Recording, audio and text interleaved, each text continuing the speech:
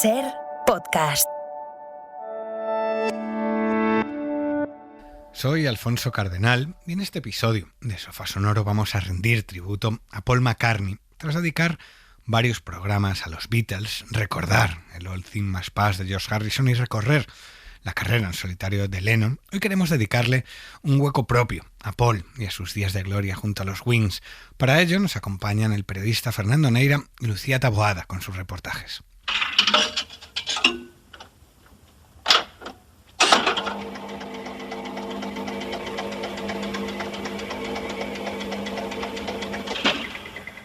Los grandes discos de la historia de la música se escuchan en el Sofá Sonoro de la SER.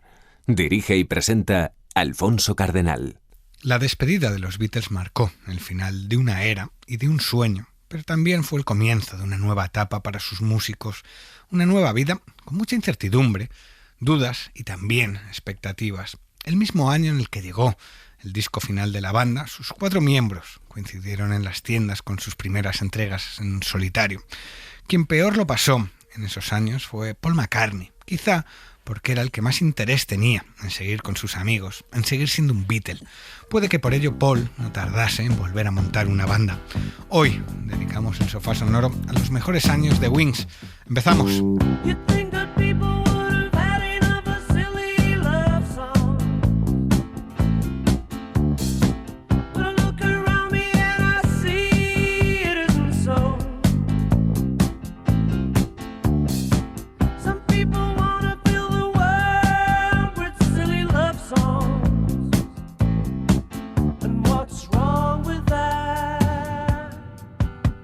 I'd like to know, 'cause here I go again. I love you. I love you.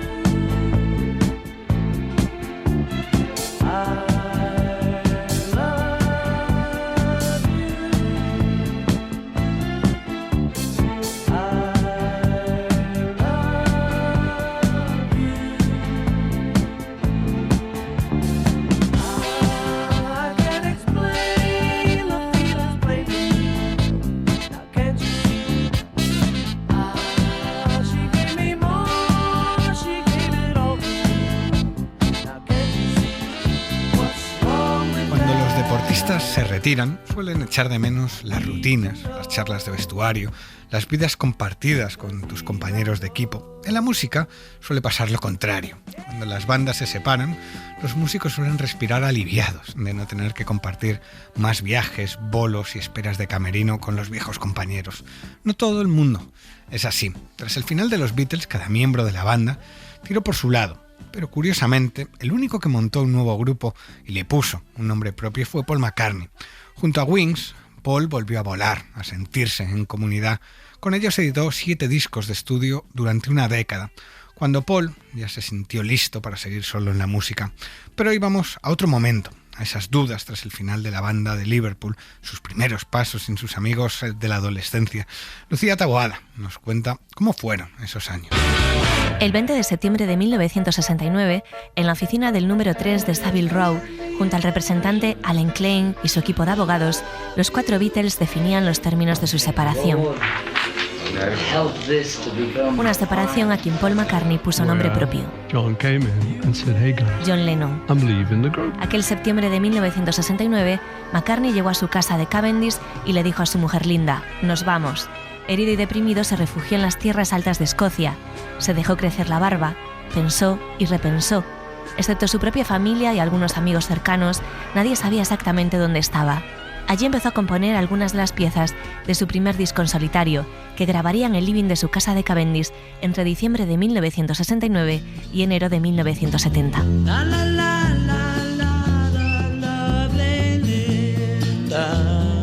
Él mismo hizo de productor e ingeniero del disco. Además tocó todo tipo de instrumentos: la batería, la guitarra, el piano, maracas, bongos, panderetas. Linda fue la única asistente que tuvo el álbum. En la canción de apertura, de Lovely Linda, se puede escuchar el chirrido de la puerta cuando Linda entra, mientras Paul estaba grabando.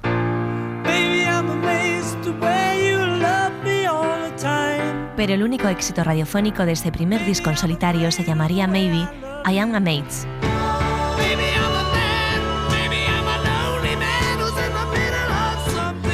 En agosto de 1971, Sewell y el guitarrista Denny Laine se unirían a Paul y Linda McCartney para grabar el tercer álbum de Paul tras la separación de los Beatles. El resultado fue Why Life. Un año más tarde, McCartney añadió al grupo al guitarrista Henry McCullough y juntos iniciaron su primera gran gira tras la separación de los Beatles. Se subieron a una furgoneta y decidieron dar conciertos improvisados en universidades de toda Inglaterra.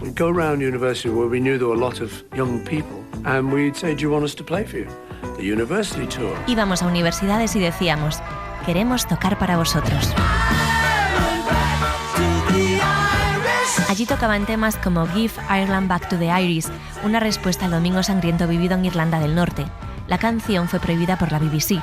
También fue censurado por sus letras supuestamente sugestivas, el tema Hi, Hi, Hi, que por supuesto se terminaría convirtiendo en el más popular por ese motivo. The BBC said we're not playing that, so they banned it. Of course, that made it much more popular. A finales de 1972, McCartney rebautizaría el grupo como Paul McCartney and Wings para el álbum Red Rose Speedway, que generaría el primer número 1 en Estados Unidos con la balada My Love. Pero la prensa y la crítica seguían esperando más de Paul McCartney, y ese más terminaría llegando. It's understood. It's in the hands of my love. And my love does it good. Whoa, whoa, whoa, whoa. Whoa, whoa, whoa. My love does it good. Así fue el agitado comienzo de los años 70 para Paul McCartney, que pronto formó nueva banda, y en 1973 Paul editó 2 discos, Red Rose Speedway y el enorme Van on the Run, discos que vamos a recorrer con Fernando Neira, con quien ya habíamos hecho programas de los Beatles, de Harrison y de Lennon, y tocaba Paul. Fernando. Muy buenas, yo creo que sí, yo creo que venía siendo hora, te has hecho así, te has puesto difícil, pero este programa de hoy es ante todo un acto de justicia, aparte de que vamos a disfrutarlo mucho, lo vamos a pasar muy bien. No deja de ser el más completo, el más longevo, afortunadamente, de los Beatles. Quizás sea el menos épico, el menos personaje, el menos literario, el más aseado, y a lo mejor lo hace menos atractivo como figura pública, pero creo que musicalmente es gigantesco. No vamos a discutir que Paul McCartney sea un genio de la música, aunque solo fuera por los 10 primeros años de su carrera lo es, y todo lo que vino después. Y lo de después un poquito también. Hoy vamos a partir de estos 2 discos que mencionaba, veremos si nos da tiempo para comentar algo más, aunque el disco grande, que es el que es parte de la historia de Paul, que eso es mucho decir, es Van on the Run. ¿Qué tiene, Fernando, este disco para ti? Hombre, es dentro de que los Wings no son los Beatles, ni lo podrán ser nunca. Yo creo que es lo más parecido a un Sgt. Pepper's en la trayectoria de los Wings. Es una banda menos ambiciosa, es objetivamente menos trascendente en la historia del pop. Ante todo porque no es una confluencia de genios, no es George más John más Paul más incluso Ringo, sino que es una cooperativa al frente o al servicio de un jefe de operaciones. Pero dentro de todos esos matices, aquí estamos ante un disco histórico, ambicioso, brillante, incluso icónico.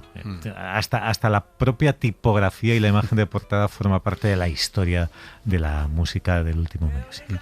¿En qué momento se encontraba Paul en 1973? Han pasado ya 3 años desde la disolución de los Beatles. Él la había grabado ya en solitario, como contaba Lucía. Había empezado este proyecto con esta banda, y es un Paul un poco como entre la liberación y la presión de tener que ya dar un golpe encima de la mesa, ¿no? Sí, tenía que dar un golpe encima de la mesa que artísticamente no lo había dado todavía de forma inequívoca, aunque Red Rose Speedway empieza a ser un disco muy importante. Yo creo que está todavía bajo el influjo de ser el genio vituperado de la época de los Beatles. Ten en cuenta que fue el que se llevó la peor parte en cuanto a visión de la opinión pública, a pesar de que era como tú mismo mencionabas, el más interesado en seguir siendo un Beatle. O sea, tenía a George Harrison, que se consideraba menos valorado, tenía a John Lennon, que era el que pasaba ya de todo porque estaba en otra fase vital y estaba en esa fase con Yoko y con su trayectoria en solitario. Él es el que consigue in extremis que los Beatles hagan un Abbey Road, que es un canto del cisne absolutamente fabuloso, con una cara B que es absolutamente Paul McCartney en solitario. Y dentro de eso, pues es el que se lleva esto que hablan ahora los políticos de relato de las historias, ¿no? El que se lleva la peor parte en cuanto al diagnóstico público, el que ejerce de poli malo y el que está enfrentado judicialmente a sus compañeros, a sus ex compañeros, cuando tienes que John y George están haciendo piña e incluso burlándose un poco de él cuando les ves en aquel mítico documental grabando juntos How Do You Sleep, que es una canción que yo creo que no debería haber existido nunca.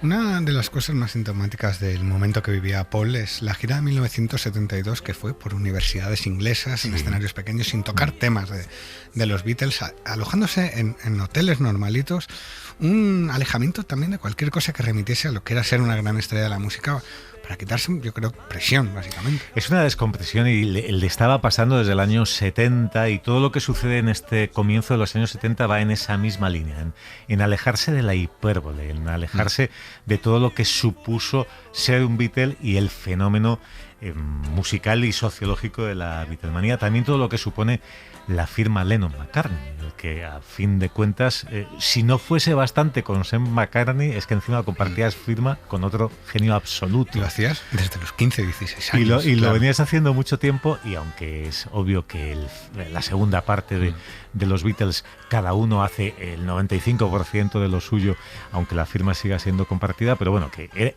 seguías siendo un tándem, de un grupo que había sido, acordaos, más grandes que Jesucristo, ¿no? Entonces, todo lo que sucede es buscar una normalidad, un cierto gusto por la vida bucólica, campestre, un poco pastoril, incluso. Pues tú fíjate, gráficamente, antes mencionaba el grafismo de la portada de Band on the Run, lo que tenemos es la simpleza gráfica de McCartney 1, tenemos Ram, con esas fotos con las cabritas en el campo, tenemos Wildlife, que gráficamente es una banda en un bosque, o sea, es justo todo lo contrario a lo que se supone que es una gran estrella. Taking a walk to an African park one day. I saw a sign say the animals have the right of way. Wildlife. Una enorme presión tenía Paul también, a pesar de que su debut en solitario había sido un número 1 y que todo lo que había hecho había funcionado bien. O sea, no estamos hablando de una cosa comercial, sino estamos hablando de una cosa de prestigio y de tener a la prensa, como decías tú, a su lado, porque leyendo la biografía de Jan Weiner, el fundador de Rolling Stone, que tenía una influencia enorme en esta época, se posiciona totalmente del lado de John Lennon. De hecho, él es uno de los miembros que crean el Salón de la Fama, y se mete a John Lennon mucho antes de Paul McCartney, ¿no? Entonces sí que tenía Paul un sentimiento de no encontrar el reconocimiento que él debería tener, obviamente, por parte más de la prensa, que el público seguía comprando sus discos. Yo creo que el problema viene más por la crítica que por el público, porque el público evidentemente seguía enganchado a Paul, y porque lo que estaba haciendo Paul eran cosas muy bonitas y muy apreciables, pero sí que faltaba esa parte de apoyo crítico y de evitar que siguiese siendo una especie de deporte nacional lo del tiro al Paul, que es que se había convertido en un pim pam pum. Es evidente que en el debut, en Paul McCartney, en McCartney 1, es un disco un poco fragmentario, un poco extraño, lo hemos comentado en un sofá sonoro. Es un disco que tiene Maybe I'm Amazed, que aunque solamente fuese por eso ya sería un disco para llevar a los altares, pero que hay otras cosas muy inferiores. Hay un single que es número 1, que es Another Day, pero que tampoco se hace especialmente querido por parte de la crítica. Y luego pues están las cositas que le están pasando a Paul McCartney, que no son del todo favorables, para su propia imagen. Give Ireland Back to the Irish es una canción Polémica. que es polémica y que es censurada fulminantemente por la BBC. Bueno, él contaba con que iba a ser censurada, pero no se queda callado y se moja, lo cual habla bien Y es de un él. temazo. Y es un temazo, pero es que ese mismo año 72 hay una segunda canción censurada por la BBC que no es tan temazo, pero que vuelve a ser censurada, que es Hi Hi Hi, que es un evidente canto a favor del consumo de sustancias tóxicas. Y entre medias el disco debut de Wings, que es Wildlife, es un disco quizá el más endeble de los Wings, con lo cual llega al año 73 diciendo, bueno, señores, ha llegado el momento de demostrarle al mundo, empezando por Gran Bretaña, quién es James Paul McCartney. Y haciendo ese guiño a Gran Bretaña, no hay nada más inglés que hacer una canción en la saga de James Bond. ¿Cómo acaba Paul McCartney siendo parte de esta banda sonora? Claro, la banda sonora se la encargan a George Martin y entonces George dice, bueno, bien, yo hago el score, pero hace falta el tema icónico de los títulos de crédito. ¿Quién mejor que mi amigo Paul? Que yo creo que de hacer canciones icónicas no se le da mal. Entonces Paul a todo esto le pilla en mitad de todo su trajín, de su trayectoria solista y con los Wings, hace una lectura a toda velocidad de la novela de Ian Fleming y hace Tandem. Es una de las canciones, en honor a la verdad, en las que más se nota la mano, siempre minusvalorada por el discurso, por otra parte, siempre patriarcal de Linda McCartney. La parte reggae de esta canción, de Live and Let Die, es aportación directa de Linda. No digo que sea 50-50, digo que Linda se le nota la mano en esta canción y que hay que agradecérselo. Y pasa una cosa divertida, Alfonso, y es que el productor de la película, que se llamaba Harry Saltzman, le llega el máster y dice, bueno, hombre, pues como maqueta está muy bien, pero a ver a qué cantante se la vais a ofrecer. Incluso parece ser que sugiere el nombre de Thelma Houston. Y claro, George Martin dice, mira, no, es que esto, aunque sea una banda que se llaman los Wings, es que es Paul McCartney, así que no se lo voy a pasar a nadie. O te quedas con esta, o yo no te ofrezco un plan B. Por lo visto, el señor se la quedó, y es un tema que es parte de la historia del cine, y habitual también del repertorio de Paul McCartney. When you were young and your heart was an open book, you used to say, live and let live.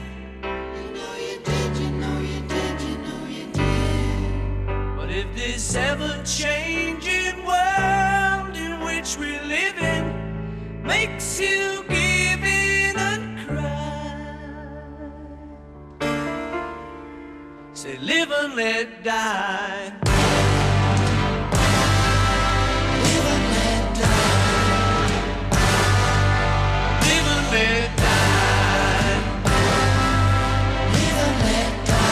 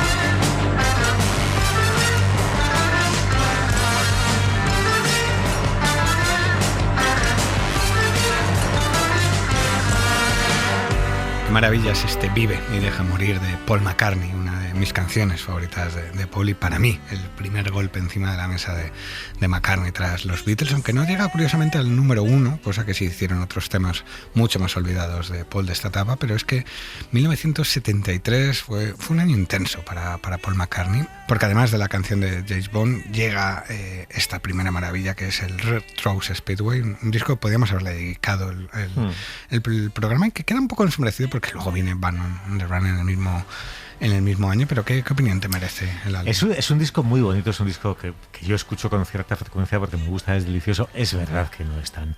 Es más dispar y más inconexo, menos sólido que Band on the Run. Es un disco yo creo que es entre lo ligero y ese punto hippie de hippismo bucólico que estábamos mencionando antes.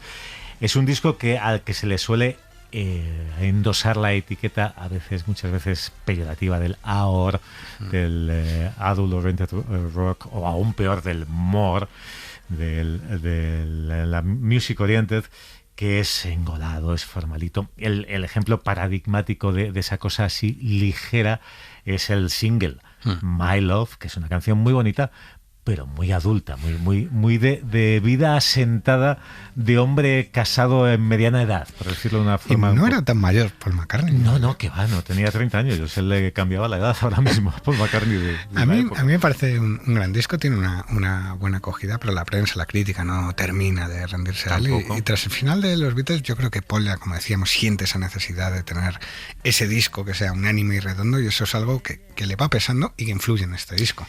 Tiene esa sensación de injusticia, yo creo que es una sensación legítima y justificada, el que sintiera que no se estaba siendo del todo justo con él, que había argumentos más emocionales o más personales y no musicales, no artísticos, a la hora de que se viese con mejores ojos a otros ex compañeros. Y luego sí que es verdad que faltaba el gran disco. Yo creo que la trayectoria de Paul McCartney del 70 al 73 tiene cosas muy interesantes, pero claro, si dices George Harrison, estás hablando de All Things Must Pass, e incluso de Living in the Material World. Si dices John Lennon, aunque enseguida empieza a flaquear en solitario, pero veníamos de Plastic Ono Band, impresionante, y de Imagine, que es muy buen disco. Y no había un LP de Paul McCartney o los Wings a esta altura, y dice, yo tengo que hacer mi Imagine, yo tengo que hacer mi All Things Must Pass. Este Red Rose Speedway no es ese disco, pero sí tiene canciones como este My Love.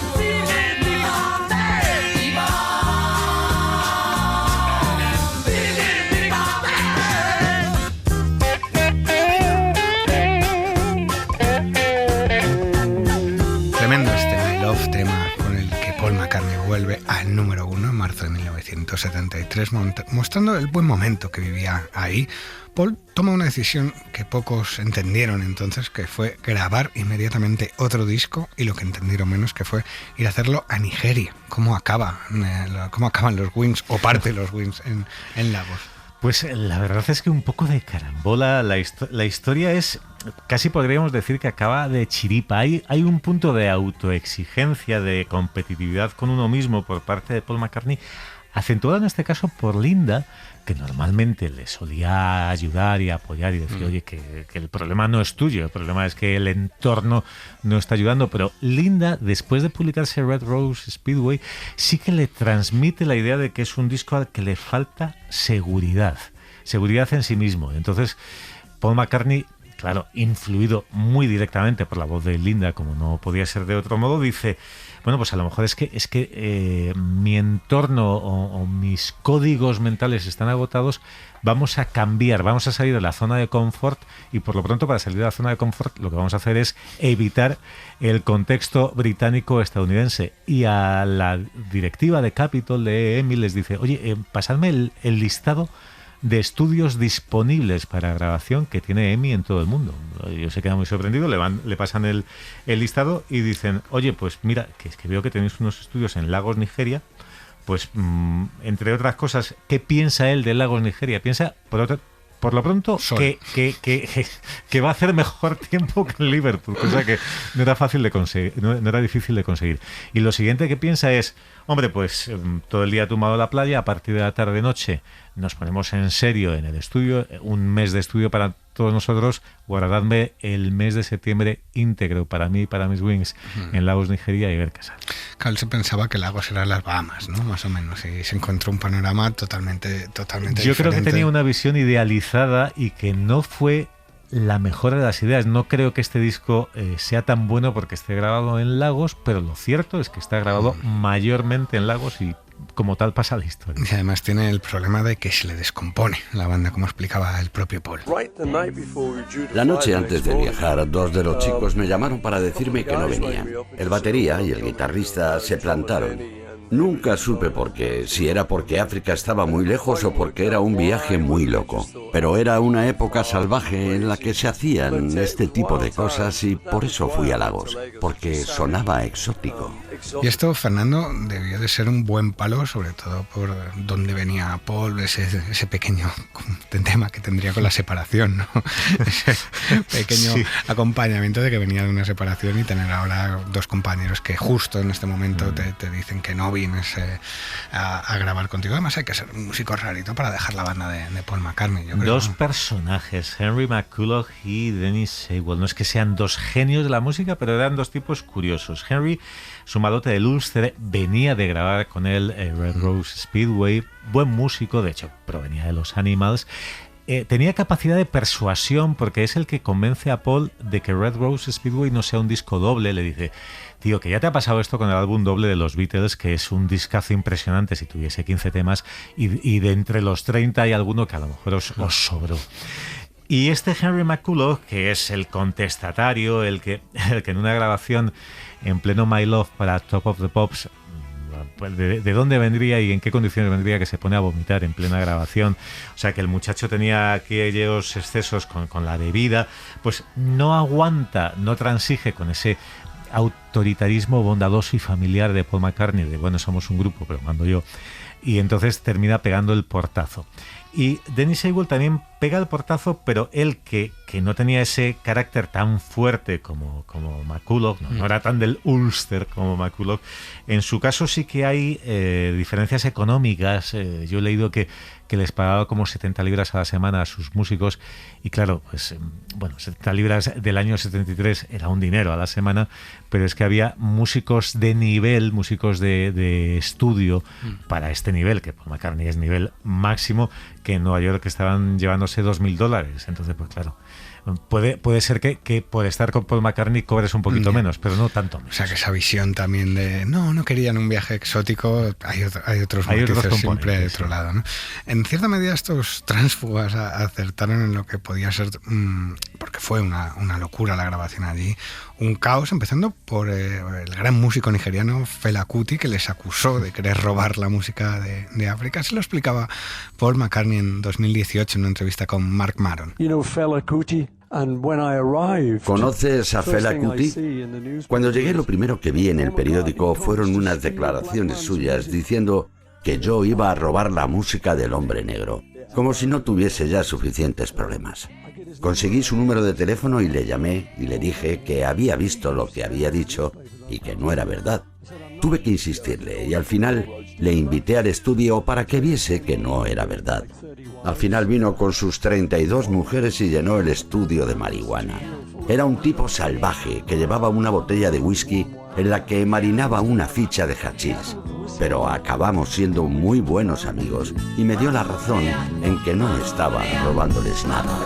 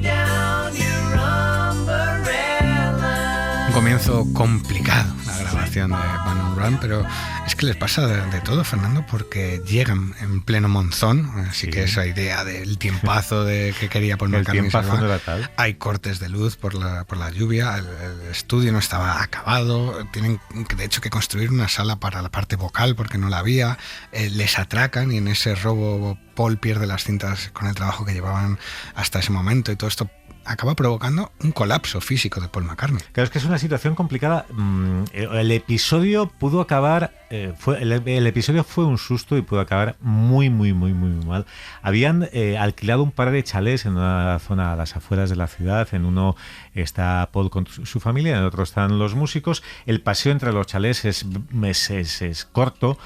Pero claro, no debían ir solos de chalet a chalet, se confían, piensan que eso es como pasear por Londres, y en ese corto trayecto se para junto a ellos un coche con 5 ocupantes, uno de ellos sale con un cuchillo entre las manos, Linda intercede y consigue que la cosa se quede en que les quitan la bolsa que llevan encima, que no tiene grandes cosas de valor. Pero bueno, que es que luego les dijeron, mirad, es que los atracos están condenados con pena de muerte, entonces muchas veces lo que hacen los atracadores es que se cargan a los atracados. Paul McCartney que no les mataron porque pensaron que al ser blancos no iban a distinguir un atracador negro de otro. O sea, por el tema, bueno, estos blancos no se enteran de nada, no nos van a distinguir. Y no lo mataron por eso. Además salía McCartney diciendo, soy músico. Y decía, como si eso le fuera a salvar como si eso le fuera a salvar la vida, ¿no? Como si le hubiese dicho yo escribí Yesterday, pues venga, pues es que no sé lo que es Yesterday. Pero lo cierto es que se llevan la bolsa en la que están las grabaciones, las maquetas grabadas en Escocia semanas antes, con lo cual supone empezar nuevamente de cero, pero menos mal que Paul McCartney es muy curioso porque nunca en sus 60 años de música profesional de más alto nivel ha aprendido a escribir una sola nota de música.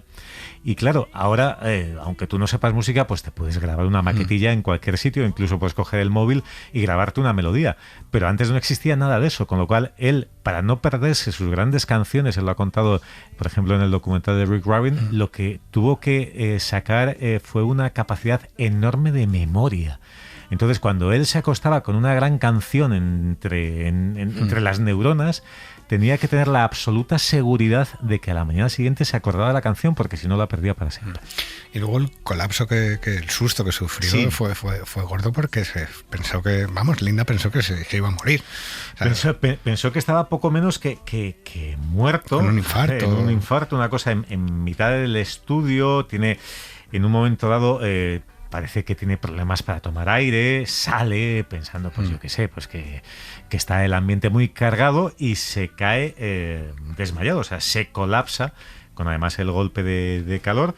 Y bueno, pues efectivamente hay declaraciones de Linda diciendo, pensé que me había quedado sin marido, pensé que me había muerto, que se había muerto y era parece un espasmo bronquial. Todas estas condiciones de grabación, no sé si llegaron mucho a determinar el sonido del álbum, pero sí la experiencia que vivieron allí. Luego también está ese estudio, ¿no? Porque a falta el tema de que faltan músicos, de que se han ido solo 3 personas de la banda a Lagos, y luego ese estado de nervios, y es que prácticamente en el disco, como decías, son 3 los que tocan casi todos, y Paul toca absolutamente todos los instrumentos, hace 1000 tareas, todo eso también igual es lo que le lleva a ese estrés. El colapso, en honor a la verdad, aunque esté firmado por los Wings, esto es Paul McCartney más 2 gregarios, que son Danny Lane y Linda McCartney, y más Geoff Emerick, que es el técnico de sonido que ya había trabajado para los Beatles, y que menos mal que a última hora, pues como que le dice, oye, vente, no vaya a ser, pues por asegurarnos, pensando que los estudios de Wharf Road iba a ser poco menos que Abbey Road, pero en Lagos. Y claro, en Abbey Road no hay charcos, y ahí sí que tenían que estar lidiando pues con problemas tan elementales como la aclimatación sonora y arquitectónica del lugar. A pesar de todo, son capaces de hacer canciones maravillosas.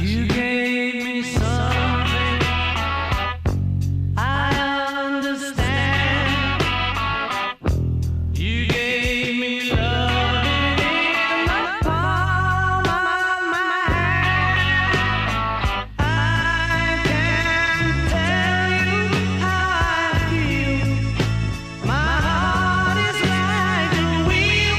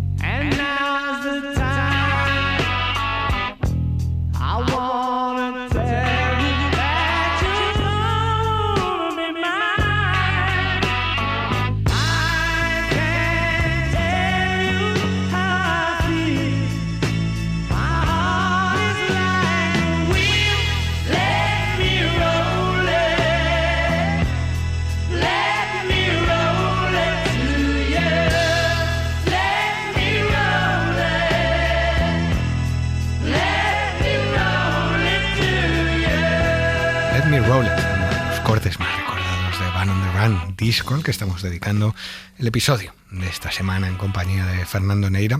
Hemos visto la historia y el contexto, pero ¿de qué tratan, Fernando, las canciones del disco? Es verdad que no hay tampoco ninguna conexión con África, en eso que decía Fela Kuti, ahí tiene razón. Sí, es verdad, y lo comentábamos antes, el que la cosa tuviese lugar en Nigeria es más circunstancial que otra cosa. Era una manera de tener una experiencia de vida en familia, en un lugar apartado de todo, en un lugar que por otra parte se apartaba de la iconografía de la música pop. Y sí que es verdad que aunque les pilla época de monzón, la conexión es atlántica con Liverpool, incluso el clima al final no es tan distinto. Tiene la tranquilidad de que los hijos pues están jugando ahí en el jardín con los lagartos y con toda la fauna propia de la zona, y el cancionero venía compuesto y venía ensayado de Escocia, con lo cual es que no tenía nada que ocultar Paul McCartney. No hay nada de conexión africana. No es un Graceland, ¿no? De Paul Simon. También hay en este disco una canción que muestra la capacidad que tenía Paul McCartney para hacer letras, y el ejemplo es Las últimas palabras de Picasso, una canción que surge en Jamaica a modo de apuesta con Dustin Hoffman. Es buenísima, esa historia es buenísima. Están en Montego Bay, es una cena de confraternidad, cena de famosos con Dustin Hoffman y con Steve McQueen, que los dos están grabando allí. Papillón, coincide que están en el mismo sitio, en el mismo lugar, y que mejor que aprovechar para cenar con gente molona, que es lo que pensarían los unos de los otros. Y fue un desafío de Dustin Hoffman, oye, tú que dices que eres tan bueno componiendo, hazlo aquí y ahora. Y lo gracioso es que sí que es verdad que lo que le dice, la cosa ingeniosa es, te voy a poner yo el tema, y el tema son lo que parece que han sido las últimas palabras de Picasso. Que había muerto ese día, que había muerto, pues eso, en las horas antes, y llega la información de que había invitado, sus últimas palabras había sido una invitación a sus allegados a que bebiesen y brindasen a su salud y en su memoria. Entonces, claro, el argumento es bueno como punto de partida para una canción, pero a partir de ahí hace una canción con toda su música y su letra, aunque la chispa, la idea que aporta Dustin Hoffman sea buena. Y lo cierto es que Paul escribió la canción in situ, piensa que no está mal, y él sabe cuando las canciones no están mal, se la guarda en el bolsillo, y además pues no deja de ser gracioso que le salga un hillbilly, una cosa muy country, para una canción en homenaje a un tío de Málaga en pleno Jamaica. Y grabada en Nigeria.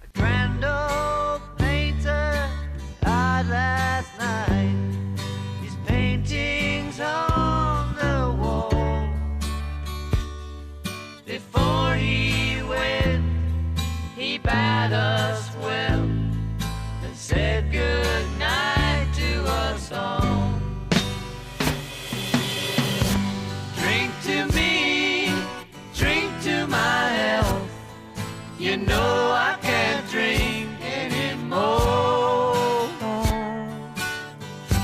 Drink to me, drink to my health. You know I can't drink anymore. 3 o'clock in the morning, I'm getting ready for bed. It came without a warning, but I'll be waiting for you, baby. I'll be waiting for you there. So drink to me, drink to my health. You know I can't drink anymore. Drink to me, drink to my health. You know I can't drink anymore. Tremenda la capacidad de Paul McCartney para crear música, algo que se ve en el documental de Get Back, y muchas anécdotas que ha contado Paul de cómo le surgen las canciones, generalmente a partir, lo cuenta y me gusta mucho, de una primera frase, ¿no? Ya sea Eleanor Rigby recoge el arroz de la iglesia donde ha habido una boda, ¿no? Y esas para mí son las cosas que le hacen a Paul enorme, ¿no? Lo de la última frase de Picasso, una primera, él la cuando chispa, arranca, ¿no? Esa chispa, y ya dices, aquí hay algo.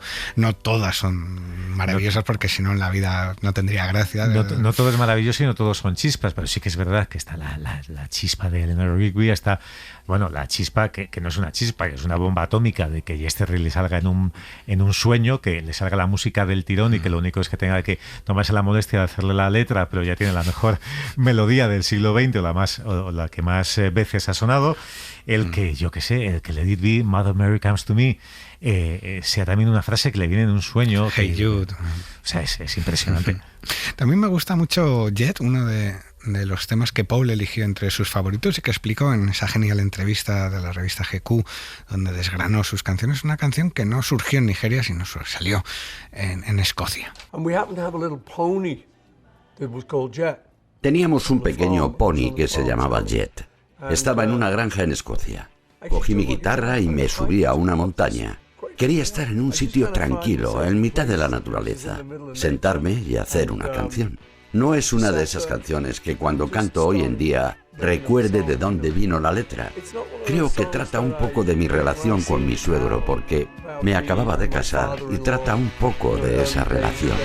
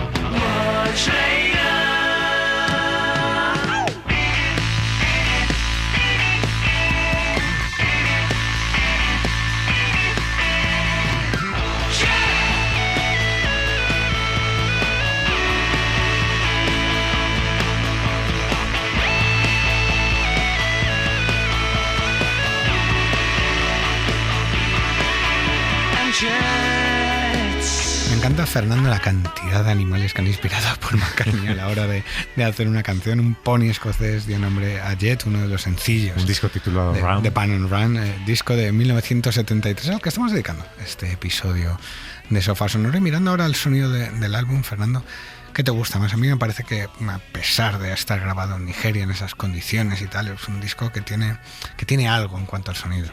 A ver, es un disco ambicioso. Esto sí que lo del golpetazo en la mesa sí que se consigue, el sonido es grueso, es decidido. Es un disco muy solista, porque no es que esté firmado por los Wings, hablábamos antes que es un disco de Paul McCartney, pero no es nada doméstico, o sea, es la antítesis de McCartney 1. Y en ese sentido yo creo que es incontestable en términos sonoros. Es un Abbey Road, sonoramente hablando, de los años 70, aunque los estudios, como decíamos antes, no eran nadie. Claro, esa conexión con el Abbey Road viene también por George Martin, ¿no? Que es la figura en la que McCartney siempre confió, y también en la otra dirección, ¿no? Y aquí hay ese tándem que le asegura a Paul que va a tener esa enjundia, ¿no? El disco, a confiarlo todo a George Martin, ¿no? Es la parte final, la vuelta de Lagos, y entonces el disco no llega al 100% desde Nigeria, y se termina en los estudios Air, que son los propios estudios de George Martin, con un tal Tony Visconti, que no está mal del todo, dirigiendo la batuta de la orquesta. Y nada más volver, por cierto, hay una carta de Neil Wood, del director de EMI, diciéndole a Paul que no terminéis el disco en Lagos en ninguno de los casos, porque hay un brote de cólera. Maravilloso. O sea que la cosa de Lagos, que fue bastante accidentada, llegan a estar 4 o 5 días más y la lían todavía. Es que lo de tener siempre en los móviles al final también te llegan las cosas, la te llegan correspondencia. las alertas. Claro, ¿no? Me gusta eso que has mencionado, el papel de Tony Visconti, Sí. que se encargó de los arreglos maravillosos. Visconti venía de reventarlo todo como productor de Electric Warrior, de T-Rex, pero ¿de qué conocía a Paul? Creo que habían trabajado en Apple, ¿no? En el sello que tenían los Beatles. Exacto, habían trabajado en Apple y además es que, Tony Visconti, aunque es uno de esos anónimos ilustres, un tipo que a lo mejor no todo el mundo asocia porque no es un solista, no es una primera figura, es, no ya lo que has comentado, el Electric Warrior, disco brutal, sino que es la mano derecha de Bowie directamente y el ayudante de George Martin en Air, que no olvidemos que es un estudio mucho más profesional que el de Lagos. Por lo pronto, para entonces tenía 16 pistas Air, que ya era un pedazo de estudio. No tenía goteras. Y él no tenía goteras, y el de Lagos tenía 8, que para un disco complejo se estaba bastante justita. Y Tony Visconti tiene su punto de genio que ha demostrado en muchas ocasiones con David Bowie, una vez tras otra. La parte orquestal de todo lo que se graba para el disco Band on the Run está grabada en un día y escrita por Tony Visconti en 3, que no le dieron tiempo de más. Así que es cierto que luego en los créditos originales no aparecía el nombre de Tony Visconti, y que Tony Visconti dijo, oye, Paul, yo creo que sí que debería aparecer. Y este fallo que yo creo que es accidental, que no es intencionado, no se soluciona hasta la edición de 25 aniversario de Canon. No está mal. Tony Visconti montó para todo este viaje una orquesta de músicos para dar magia al tema que abre nuestro disco de hoy. Así contaba Paul McCartney lo que le llamó la atención de Visconti. Le conocía y había escuchado mucho del material que había hecho y me gustaba, así que pensé que podía darle un bonito toque moderno al disco, que era lo que buscaba. Así que quedamos, charlamos y me di cuenta de que haría un gran trabajo. Stuck inside these four walls,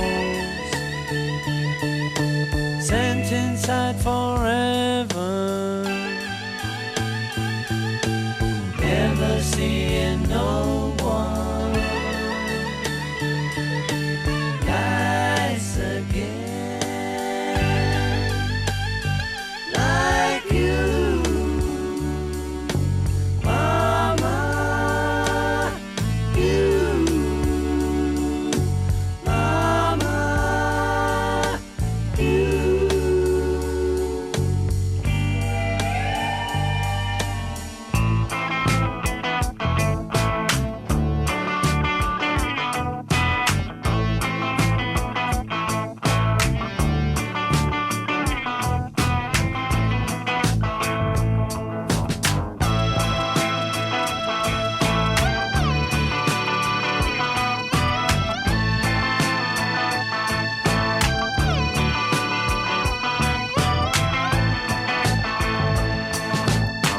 If I ever get out of here, thought of giving it all away to a registered charity. All I need is a pint today. If I ever get out of here, if we ever get out of here.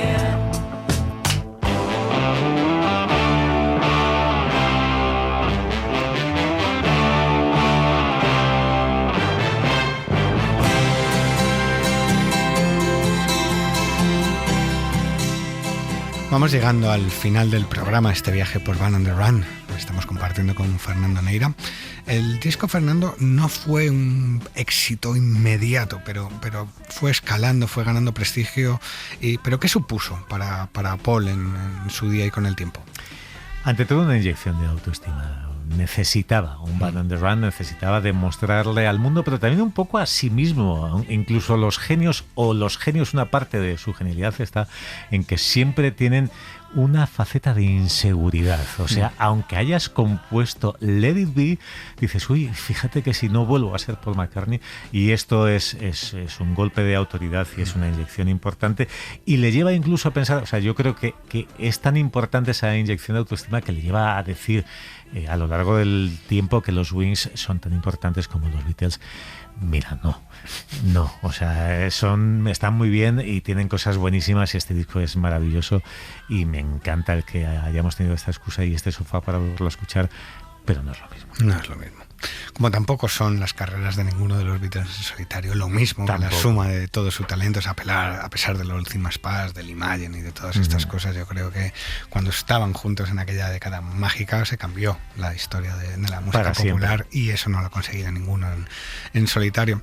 Después de este disco del 73 y de su pertinente gira, Paul publicó Venus and Mars en el 75 y Winds and the Speed of Sound del 76. Ambos llegaron al número 1, Fernando, y consolidan esa posición de Wings en la música. Y es verdad que con los datos encima de la mesa, la cantidad de números unos que tuvieron, el éxito, las ventas y tal, la banda ingresa en el Salón de la Fama del rock y no se puede cuestionar eso que dice Paul McCartney de que es una banda importante en la historia de la música. No a la altura de los Beatles, pero que es una banda que tiene un recorrido importante. ¿Qué opinión te merecen estos álbumes de los 70? Yo creo que terminan configurando estos 3 discos una especie de trilogía involuntaria, pero sí son 3 discos de enorme éxito. No creo que los 2 siguientes sean en ninguno de los casos tan sólidos como Van on the Run, pero son discos interesantes y muy agradecibles. Para Venus and Mars se suben al barco 2 músicos, vuelve a ser un grupo. Son Joe English y Jimmy McCulloch. Incluso pues a este último se le deja que escriba una canción, que ya pues es una generosidad máxima, siendo Paul McCartney el jefe. Es más esfuerzo colectivo. Es más música para pabellón, para estadio. De hecho, la apertura es el Rock Show. Es un disco variado, muy pensado para el directo, que va a funcionar mejor en el directo que probablemente con los años cuando vuelves a escucharlo. Y Speed of Sound es más colectivo aún, quizá menos memorable. Todo el mundo mete baza y Paul pues hace lo que decías antes, provocar a propios extraños diciendo: yo puedo hacer una tonta canción de amor, y hacer ese Silly Love Songs que a mucha gente le da una patada en el estómago porque le parece muy tonta, y que vista con la perspectiva es una canción que está bastante bien. Aunque en ese disco aparece... Es que el Paul McCartney tonto me gusta, no puedo evitarlo. Por eso, no, y es que escuchas pista por pista esa canción y es un temazo. En ese disco está Beware My Love, que es una de mis favoritísimas de Paul McCartney. Y para quien quiera indagar más en la extensa carrera de Paul McCartney, ¿qué otros trabajos recomendarías? Cuando te dije hacer este programa me propusiste cosas muy curiosas. Dime uno, así que te venga... Uno solo para provocar... Bueno, si es uno solo, Chaos and Creation in the Backyard, año 2005, que debe ser el disco menos vendido de la historia de Paul McCartney y uno de los mejores, de los 3 mejores. Lo defiendo y lo argumento ante quien haga falta. Eso que me propuso Fernando Neira hacer para este programa, lo tenía que soltar. Digo, la próxima vez lo hacemos. Es una fricada de disco, pero yo lo he escuchado a raíz de la propuesta, no lo conocía a raíz de la propuesta de Fernando, y es un rato divertido. Fernando Neira, un placer charlar de música contigo. Gracias por sentar a Paul McCartney en el sofá sonoro. Un gustazo siempre. Nosotros nos vamos ya con la deuda saldada con el bueno de Paul. Volvemos la semana que viene con otros discos y más canciones. Adiós.